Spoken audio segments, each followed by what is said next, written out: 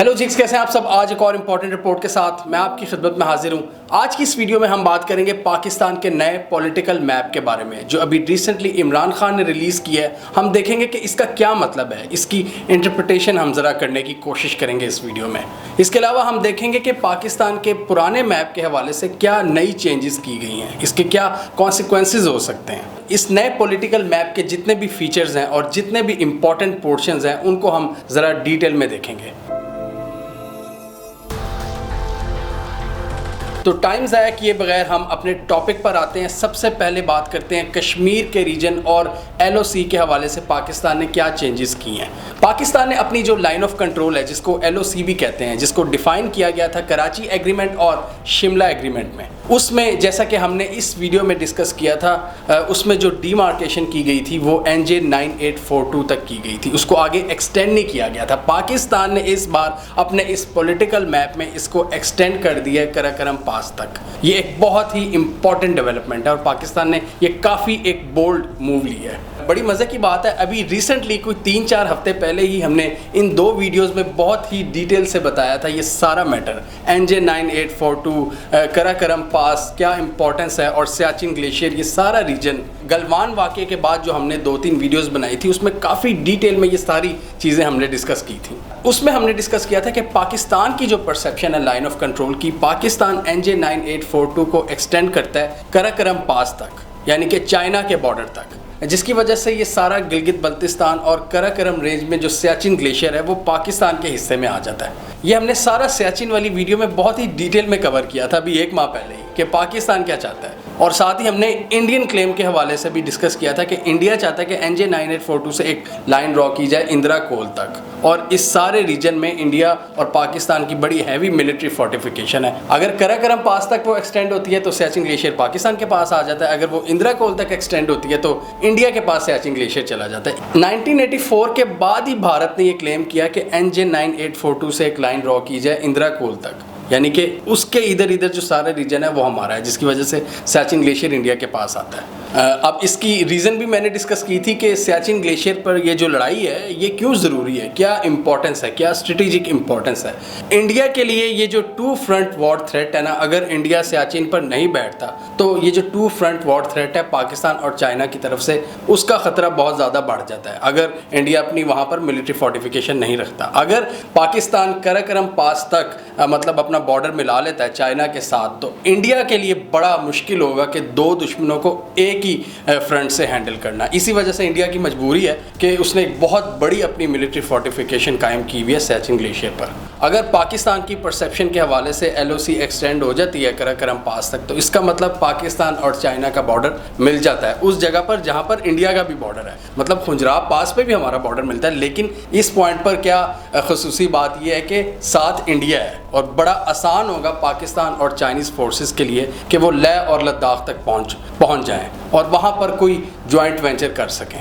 इसीलिए इस नए पॉलिटिकल मैप में पाकिस्तान ने अपना ये जो क्लेम है, अपनी जो पोजीशन है, उसको रीअफर्म किया है। और इसी वजह से ये जो डेवलपमेंट है, ये भारत के जो बढ़ते हुए स्ट्रेटेजिक चैलेंजेस हैं उनमें एक नया चैलेंज है। हमने इस वीडियो में डिस्कस किया था कि इस रीजन में भारत के जो मसाइल हैं वो बहुत तेज़ी से बढ़ते चले जा रहे हैं। भारत के अगर वेस्टर्न फ्रंट की अगर बात करें, अफ़गानिस्तान में, ईरान में बहुत बुरी तरह से शिकस्त हो चुकी है, वहाँ पर जो भारत के स्ट्रेटेजिक इंटरेस्ट हैं। और अब ये 2 फ्रंट वॉर थ्रेट पाकिस्तान और चाइना की जानिब से, ये भारत के लिए एक नया चैलेंज उभर कर सामने आया है। और हम देख रहे हैं ये जो सारी डेवलपमेंट्स हो रही हैं, गलवान वैली में चाइना की एग्रेशन हो या पाकिस्तान का ये एग्रेसिव स्टांस हो, ये भारत की जो मुश्किलात हैं उनमें डेफिनेटली मज़ीद इजाफा करेगा। दूसरा काफ़ी इंपॉर्टेंट फीचर है इस मैप के हवाले से, काफ़ी लोग ये कह रहे हैं कि जी पाकिस्तान ने कश्मीर को अपने मैप में क्यों इंक्लूड किया, क्योंकि पाकिस्तान का शुरू से ही यही स्टैंस रहा है कि कश्मीरियों को मौका मिलना चाहिए अपना फ्यूचर वो खुद डिसाइड करें UN की रेजोल्यूशंस के मुताबिक। इसलिए पाकिस्तान ने इस मैप में स्पेशली मेंशन किया कि जब तक UN की करारदादों पर अमल नहीं हो जाता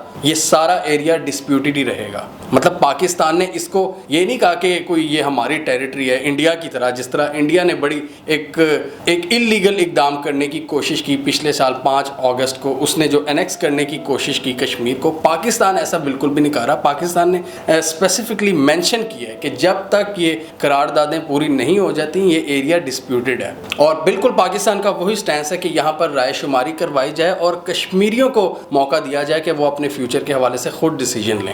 اور ساتھ ہی پاکستان نے ایک اور انڈیکیشن دی ہے کہ پاکستان کے سٹینس میں مزید ایگریشن آئے گی. پاکستان پہلے کہتا تھا انڈین آکوپائڈ کشمیر, اب پاکستان نے ایک نئی ٹرم انٹروڈیوس کروائی ہے, وہ ہے انڈین انلیگلی آکوپائڈ کشمیر. یعنی کہ بالکل انلیگل طور پر بھارت نے اس کو انیکس کرنے کی کوشش کی تھی پچھلے سال. اور یہ جو ساری ڈیولپمنٹس اس وقت ہو رہی ہیں, یہ ہم نے پچھلی کئی ویڈیوز میں کہا ہوا ہے کہ یہ ایک ریئیکشن ہے بھارت نے جو 5 اگست کو کیا پچھلے سال. یہ صرف اس کا ریئیکشن ہم دیکھ رہے ہیں. چائنا کا غصہ بے شک ہم اس کو ڈسکس کریں یا پاکستان کا, دونوں کے پیچھے ایک ہی ریزن ہے, وہ یہ ہے کہ انڈیا کے عجیب و غریب اقدامات, انلیگل اقدامات جو کشمیر کے حوالے سے اس نے پچھلے سال لیے. یعنی انڈیا کے اس انلیگل اقدام کی وجہ سے پاکستان نے اس پورے ریجن کو انڈیا کا حصہ ماننے سے انکار کر دیا. اور پاکستان نے یہ نہیں کہا کہ یہ ہمارا حصہ ہے, اسپیشلی مینشن کیا کہ یہ ڈسپیوٹڈ ٹیریٹری ہے. مطلب پاکستان یہ گول رکھ رہا ہے کہ ہم پولیٹیکل سٹرگل کے تھرو اس پورے علاقے کو بھارت سے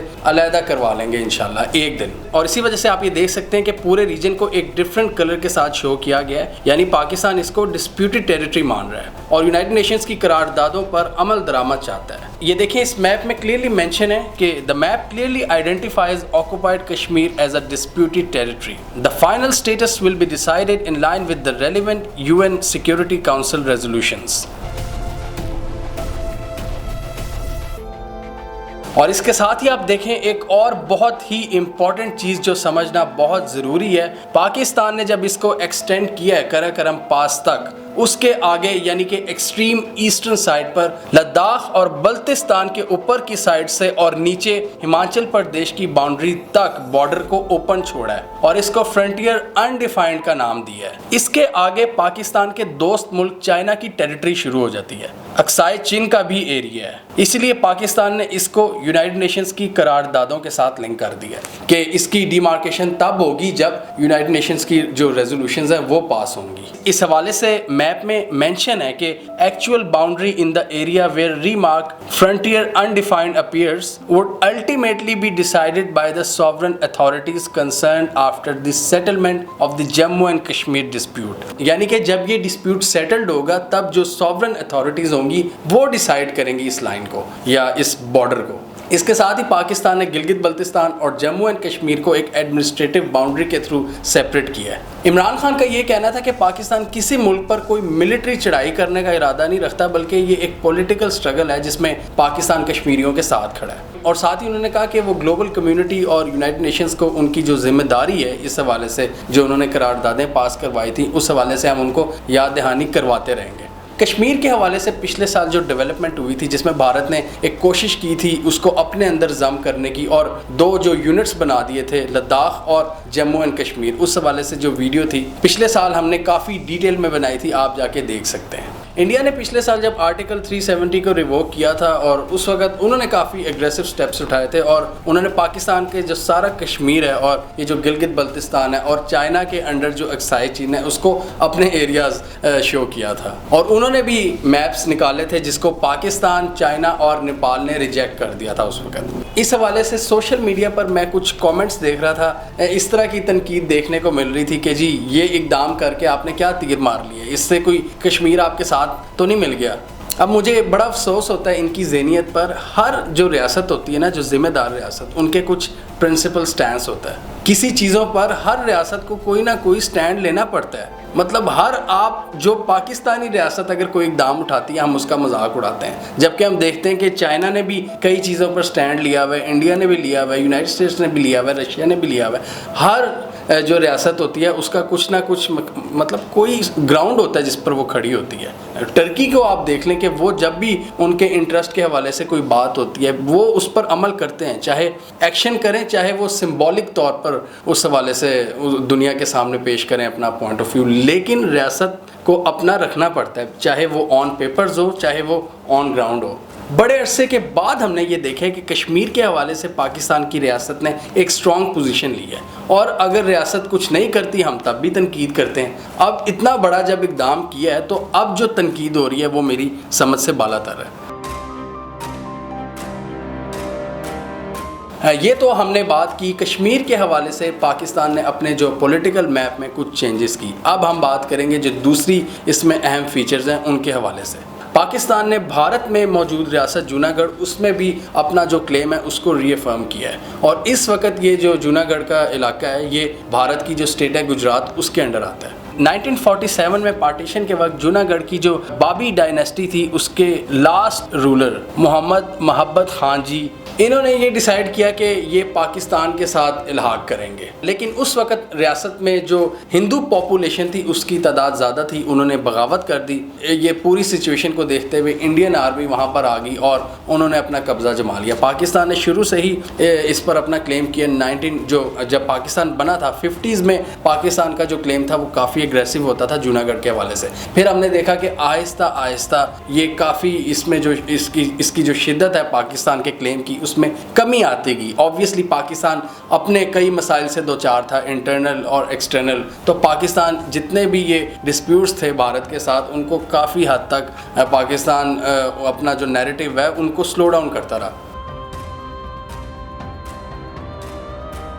اس کے ساتھ ہی سر کریک ڈسپیوٹ جو ہے پاکستان اور انڈیا کے درمیان اس پر بھی پاکستان نے اپنا جو کلیم ہے اس کو ایک بار پھر اس حوالے سے ایک اگریسو پوزیشن اپنائی ہے. سر کریک 96 کلومیٹرز کی ایک سٹرپ آف واٹر ہے جو ڈسپیوٹڈ ٹیریٹری ہے پاکستان اور انڈیا کے درمیان. یہ پاکستانی سندھ اور انڈین گجرات کے درمیان جو مارش لینڈ ہے انڈس ریور ڈیلٹا پر اس پر موجود ہے. اور سر کریک کی یہ جو ندی ہے یا نالا جو بھی آپ کہہ لیں یہ بحیرہ عرب میں جا کر گرتا ہے. پاکستان کی جو پوزیشن ہے سر کریک کے حوالے سے پاکستان یہ کہتا ہے کہ یہ جو پوری ندی ہے اس کو پاکستان کنٹرول کرتا ہے, یہ پاکستان کے حصے میں آنی چاہیے. پاکستان کا کلیم 1914 کی سندھ حکومت اور اسٹیٹ آف کچھ کے درمیان ہونے والے معاہدے کے مطابق ہے. اب اس علاقے میں زیادہ آبادی نہیں ہے, مچھیرے اکثر اس علاقے کا رخ کر لیتے ہیں اور پراپر ڈی مارکیشن نہ ہونے کی وجہ سے دونوں سائڈز کے جو مچھیرے ہیں وہ اکثر مشکلات میں پھنس جاتے ہیں. انڈیا کے جو مچھیرے ہیں ان کو پاکستان پکڑ لیتا ہے اور پاکستان کے کئی مچھیروں کو بھارت پکڑ لیتا ہے اور یہ کافی زیادہ مسائل کا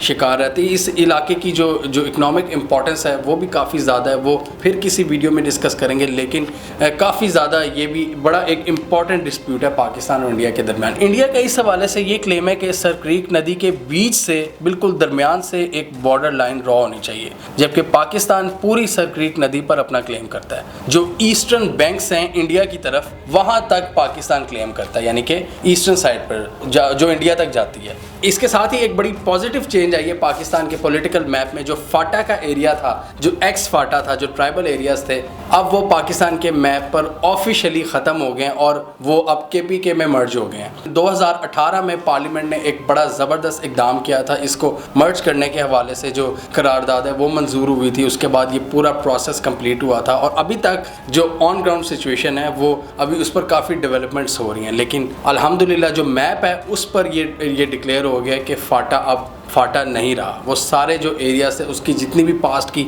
ایجنسیز تھی, ٹرائبل ایجنسیز, وہ اب ڈسٹرکٹس میں کنورٹ ہو گئے ہیں. ہم سب کو پتہ ہے کہ فاٹا ایک بڑا ایک خطرناک ایریا تھا کیونکہ پراپر پاکستان کی گورنمنٹ کی رٹ نہیں تھی وہاں پر. ہر طرح کا اللیگل کام ہوتا تھا. آپ دیکھ لیں منشیات سے لے کر اسلحے تک. ٹیررزم کی بھی ایک بہت بڑی وجہ تھا یہ علاقہ, کیونکہ کسی کی حکومت ہی نہیں تھی وہاں پر. تو اب وہ مسئلہ بھی حل ہو گیا اور میپ پہ بھی پاکستان نے اس کو ٹرانسلیٹ کر دیا.